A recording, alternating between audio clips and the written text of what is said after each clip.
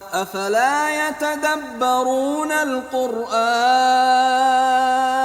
ولو كان من عند غير الله لوجدوا فيه اختلافا كثيرا.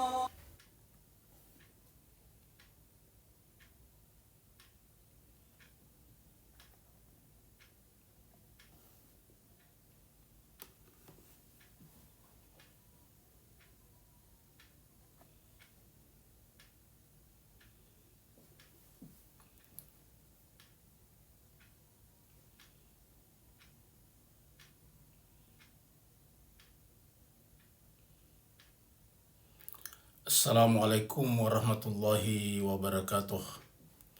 Surat Al-Fatihah adalah surat nomor urut 1. Al-Fatihah artinya pembukaan. Surat ini turun di Mekah, ada juga mengatakan turun di Madinah, ada juga mengatakan turun di Mekah dan juga turun di Madinah. Jumlah ayatnya adalah 7 ayat.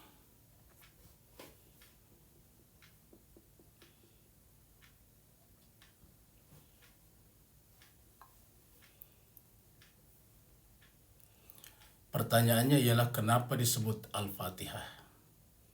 Walaupun punya nama-nama yang lain selain daripada surat Al-Fatihah. Tapi yang populer di masyarakat kita adalah surat Al-Fatihah. Disebut Al-Fatihah karena Al-Fatihah sendiri artinya pembukaan. Karena posisinya memang membuka seluruh rangkaian surat-surat atau preambul. Karena fungsinya adalah pengantar untuk memahami seluruh isi Al-Quran. Bagaikan rumah, Al-Fatihah adalah pintunya. Allah SWT berfirman, A'udzubillahi minasyaitonirrajim, Bismillahirrahmanirrahim. Yas'alunaka anil ahillah. Mereka bertanya kepada Muhammad tentang hilal, perubahan hilal dari malam ke malam. Qul hiya mawaqitul linnasi wal hajj. Katakanlah bahwa hilal itu atau perubahan bulan itu dari malam ke malam adalah penunjuk waktu bagi manusia dan untuk pelaksanaan ibadah haji. Walaisal birru bi an ta'tul buyuta min zuhuriha walakinnal birra manittaqa. Walaisal bir dan bukanlah albir namanya. Bi an ta'tul buyuta apabila engkau memasuki rumah-rumah min zuhuriha dari belakangnya atau selain daripada pintunya. Walakinnal birra kan tetapi albir itu kebaikan atau kebajikan itu manittaqa adalah untuk orang bertakwa. Artinya bisa dipahami bahwa orang bertakwa itu pasti akan masuki sesuatu melalui pintunya yang benar. Waqtul buyuta min abwabiha, maka datangilah rumah-rumah itu, masukilah rumah-rumah itu min abwabiha dari pintu-pintunya. Jadi ini adalah perintah masuki rumah dari pintu-pintunya. Rumah tentu bisa diartikan dalam pengertian yang luas. Apapun juga, baik itu yang bersifat ajaran ataupun bersifat institusi ataupun seperti negara, harus masuki melalui pintunya yang benar. Wattaqullah, dan bertakwalah kepada Allah, la'allakum tuflihun, mudah-mudahan dengan terus bertakwa kepada Allah kalian akan menjadi orang yang beruntung, menang dan sebagainya. Yaitu orang bertakwa masuki sesuatu melalui pintunya yang benar.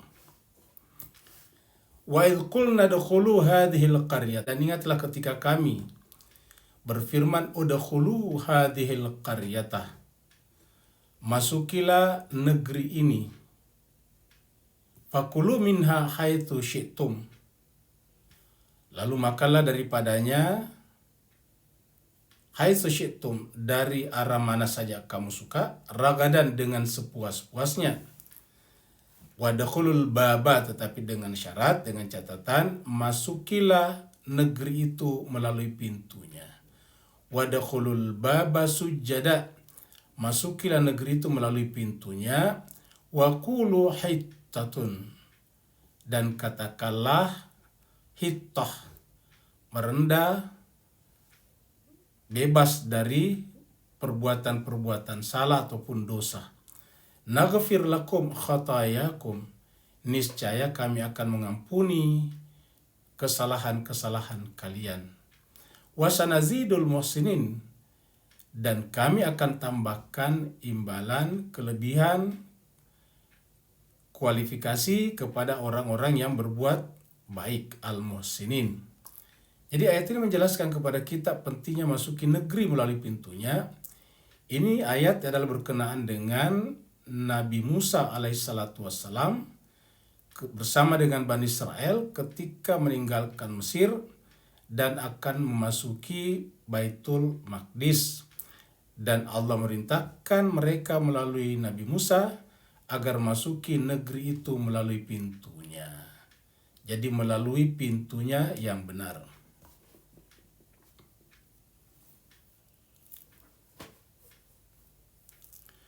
Allah menggelarinya atau menggelari surat Al-Fatihah dengan 7 ayat yang berulang-ulang. Seperti yang kita bisa temukan di dalam surat Al-Hijr surat 15 ayat 87. Karena ketujuh ayatnya termasuk Bismillah atau Basmalah, Bismillahirrahmanirrahim, wajib dibaca berulang-ulang di setiap salat. Baik salat itu fardu ataupun salat sunat. Walaqad atainaka sab'an minal mathani wal Qur'anal azim. Dan sungguh atainaka, kami telah memberikan kepada Muhammad, kaknya Muhammad, sab'an 7 ayat minal mathani yang berulang-ulang, dibaca berulang-ulang. Atau paling tidak pada 2 rakaat sehingga disebut al-mathani. Wal Qur'anal azim, dan Al-Quran yang agung. Jadi berdasarkan ayat ini, Al-Fatihah dipisahkan dengan Al-Quran. Jadi bisa disebut Al-Quran ini adalah secara garis besar dibagi 2, yaitu pembukaannya pada surat Al-Fatihah ini, dan kemudian mulai daripada surat Al-Baqarah dan seterusnya adalah batang tubuhnya. Sehingga disebutkan di sini secara terpisah, sab'an minal mathani wal Qur'anal azim. Intisari kandungan Al-Quran, yaitu ada pada Al-Fatihah ini. Isinya adalah intisari seluruh kandungan Al-Quran, yang bisa disederhanakan menjadi 3 tema besar. Yang pertama adalah Tuhan, kemudian alam, kemudian manusia. Tuhan disebutnya Allah, yaitu sesuatu yang pantas disembah. Kemudian juga dengan Rabb, yaitu Dia yang mencipta, zat yang mencipta, mengatur, memelihara, dan mendidik. Dan Malik, raja yang berkuasa. Alam disebutnya dengan al-alamin, yaitu bentuk jamak dari kata alam, atau alam yang berlapis-lapis atau bergradasi. Sementara manusia dibaginya ke dalam 3 golongan. Yang berada di jalan lurus, manusia pertama, kemudian yang dimurkai, yang kedua, kemudian manusia yang sesat, yang ketiga. Jadi berdasarkan surat Al-Fatihah, manusia secara garis besar hanya dibagi atas 3 golongan. Falamma ra'al qamara bazigan qala hadza rabbi. Ini adalah dialog Nabi Ibrahim alaihissalatu wassalam bersama dengan kaumnya, di mana kaumnya pada saat itu menyembah berhala. Ada yang menyembah patung, ada yang menyembah matahari, ada yang menyembah bulan, ada yang menyembah bintang-bintang dan sebagainya. Maka Nabi Ibrahim mendemonstrasikan logika tauhid. Falamma ra'al qamara, ketika dia Nabi Ibrahim melihat bulan, bazighan, terbit dan terang benderang, qala, lalu kemudian dia berkata, hadza rabbi, ini adalah Tuhanku. Artinya Ibrahim mengatakan bahwa andai kata kita mengakui ini sebagai Tuhan, berkata adalah bulan adalah Tuhanku, maka kita akan kecewa. Kenapa? Falamma afala, karena tatkala bulan itu terbenam, ya dia tidak ada. Sementara yang namanya Tuhan setiap saat dibutuhkan.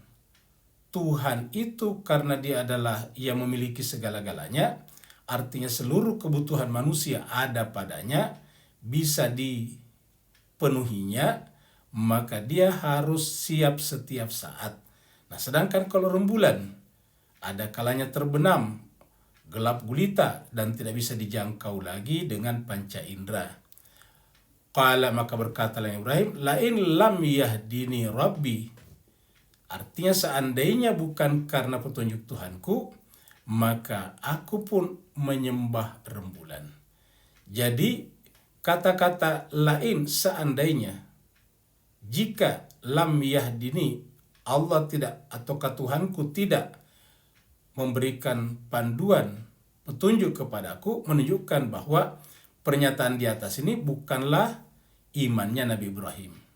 Yang di atas ini hanyalah caranya Nabi Ibrahim berkomunikasi kepada kaumnya bahwa menyembah sesuatu yang sifatnya relatif itu tidak masuk akal. Itu tidak pantas disembah.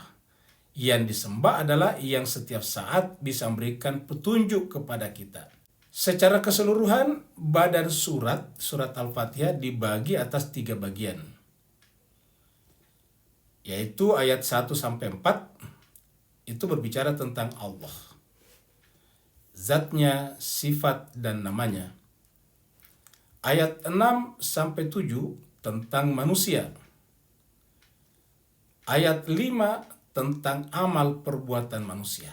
Jadi kita lihat ini di tengah-tengahnya adalah tentang amal perbuatan manusia yang bisa mengikatnya dengan Tuhannya menjadi satu kesatuan spiritual dan intelektual yang utuh.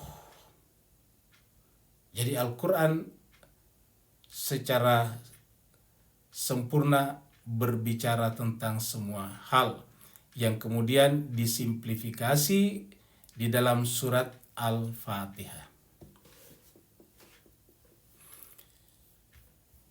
Wa ma khalaqtul jinna wal insa illa liya'budun. Dan tidaklah aku ciptakan jin dan manusia illa kecuali liya'budun. Apakah berarti bahwa Tuhan itu butuh diibadahi? Jawabannya tidak. Artinya bahwa eksistensi kita sebagai makhluk adalah menyembah. Begitu kita tidak menyembah, berarti kita telah menolak eksistensi kita dan akan menjadi problem bagi kita sendiri. Maka kata-kata liya'budun di sini artinya bahwa tujuan penciptaan manusia beribadah. Begitu tidak beribadah, dia melenceng dari tujuan penciptaannya. Dan ketika melenceng dari tujuan penciptaannya, berarti sama dengan sesat. Ketika dia sesat, berarti akan menguras tenaga dan energi hidupnya sepanjang masa. Qala rabbihkum bil haqqi. Nabi berkata bahwa Rabbi Tuhanku, Rabbihkum bil haqqi, wahai Tuhanku putuskanlah dengan kebenaran. Jadi kalau Tuhan itu memutuskan dengan kebenaran, wa rabbunar rahman al musta'an ala ma tasifun. Wa rabbunar rahman, dan Tuhan kami adalah Ar-Rahman yang maha pemurah. Al-Musta'an, menjadi tempat meminta seluruh kebutuhan, tempat meminta pertolongan. Ala ma tasifun, atas apa yang kalian sifatkan, apa saja yang kita butuhkan, apa saja manusia Anda kalian tasifun sifatkan, bisa dalam pengertian ayat ini adalah yang kita inginkan, yang kita kehendaki. Semua yang kita kehendaki selama itu berkaitan dengan kebaikan, maka dia yang maha baik menjadi sumber segala sesuatu, dan karenanya dia adalah Al-Musta'an. Makanya di dalam surat Al-Fatihah nantinya ada ayat iyyaka na'budu wa iyyaka nasta'in.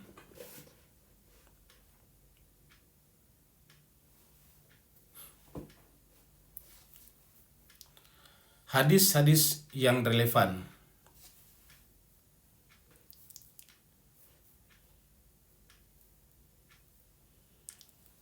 Di sini Nabi bersabda, la salata liman lam yaktari bi ummil Quran. La salata, tidak ada salat. Liman, bagi orang yang lam yaktari, tidak membaca. Bi ummil Quran, ummul Quran yaitu Al-Fatihah. Di hadis ini Nabi bersabda, man shalla salatan lam yaqra fiha bi ummil Quran fahiya khidaj hiya khidaj gairu tamam. Siapa yang melakukan salat lam yaqra, sementara dia tidak membaca fiha, di dalam salatnya itu bi ummil Quran, ummul Quran itu Al-Fatihah, fahiya khidaj, maka salatnya itu khidaj, cacat. Hiya khidaj, salatnya itu cacat. Hiya khidaj, salatnya itu cacat, sampai 3 kali Nabi mengulanginya. Baru dijelaskan apa itu khidaj, yaitu ghairu tamam, tidak sempurna. Amalan praktis yang bisa kita ambil dari surat Al-Fatihah ini, yaitu bahwa jadikanlah surat ini, surat Al-Fatihah, sebagai pengikat emosional, pengikat rasa, pengikat kesadaran antara Anda dan orang-orang yang Anda cintai, masih hidup atau sudah meninggal, dengan sering membacakan Al-Fatihah untuknya.